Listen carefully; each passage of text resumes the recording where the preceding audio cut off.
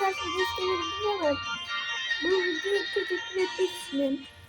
Çok teşekkür ederim. Yani bir günde 20 abone falan geliyor bana. Afacan bakın. Neydi? Şey gibi bir şey var. Onu basacağız. Afacan yazacağınız 02 yazacağınız. Orada bir tane kanal çıkacak. Ona abone olacağız. O bütün kanalı.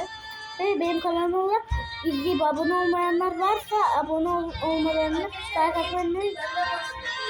atmalarını bahsettim. Like atmalarını, abone olmaları unutmasın lütfen. İzleyip de abone olmalık, like atmalık yapmayın. Lütfen öyle yapmayın. Teşekkür ederim. 110 abone olmuşuz. Evet, teşekkür ederim. Dediğim gibi şöyle bir 4 gün sonra 200 abone uğraşırsak yüzünü göreceksiniz. Uğraşamazsak maalesef 20 gün sonra göreceksiniz. O zaman bay bay.